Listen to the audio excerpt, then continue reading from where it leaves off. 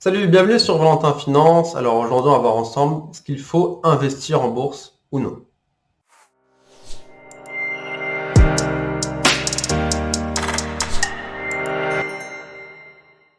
Alors, avant de commencer, je vous invite à aller dans la description. Vous avez deux liens. Le premier lien, c'est mon site internet Société Hyperion pour apprendre à investir. Et le deuxième lien, c'est un lien Play Store pour télécharger une application de bourse gratuite pour vous aider à investir en bourse au quotidien.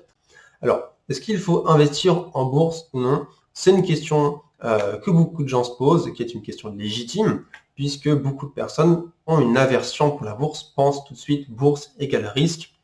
Mais ce qu'il faut savoir, c'est qu'il y a un ordre dans la vie d'un investisseur.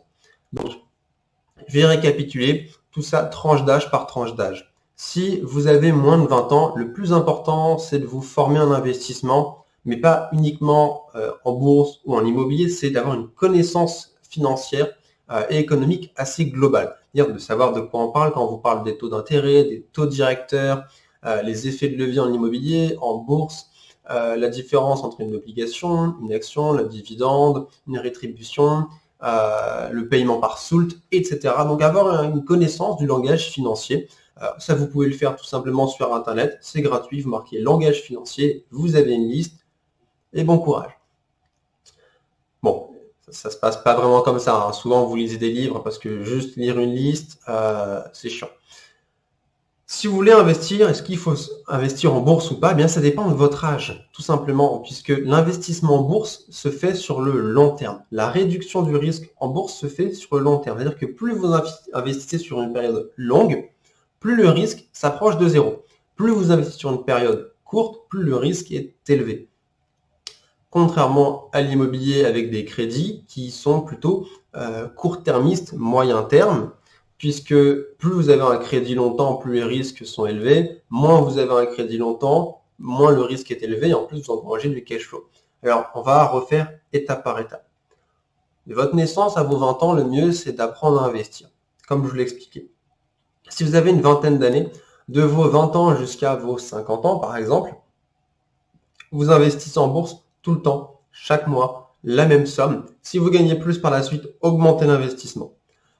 Vous investissez en immobilier à partir de 30, 40 ans, quand là, vous commencez à avoir une situation stable pour générer du cash flow. Mais la priorité, c'est la bourse. Pourquoi?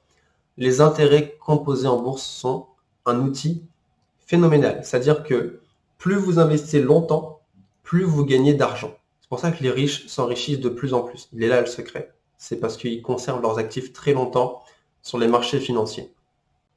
Par la suite, pour développer du cash flow, commencez à aller sur l'immobilier. Et plus en fait vous faites un transfert de valeur, plus vous devenez âgé, plus vous partez sur l'immobilier.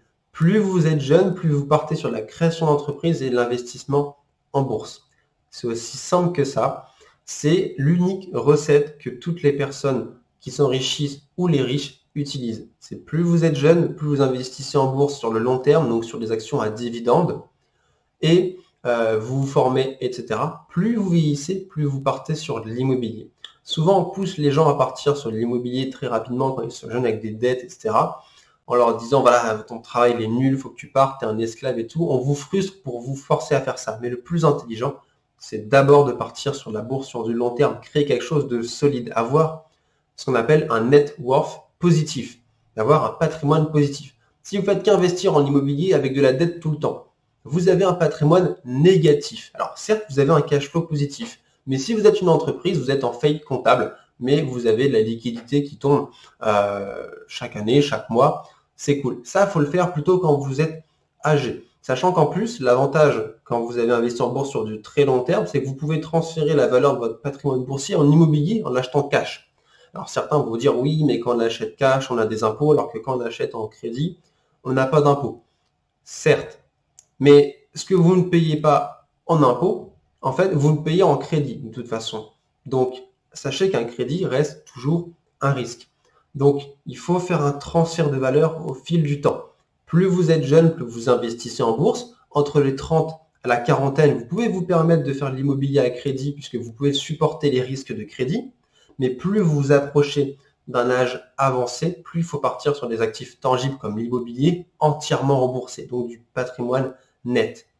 Voilà. C'est aussi simple que ça. C'est quelque chose qu'on ne voit nulle part sur YouTube. J'ai jamais vu quelqu'un annoncer ça. Alors peut-être que les gens gardent jalousement ce secret, je ne sais pas. Mais la méthode la plus efficace, c'est bourse sur du très long terme.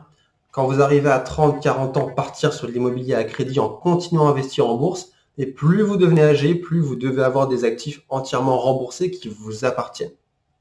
Voilà, j'espère que cette vidéo vous a plu. Je vous rappelle qu'en description, vous avez deux liens. Un lien pour apprendre à investir, un autre lien pour télécharger une application mobile. C'est pas un placement de produit, c'est moi qui l'ai fait développer.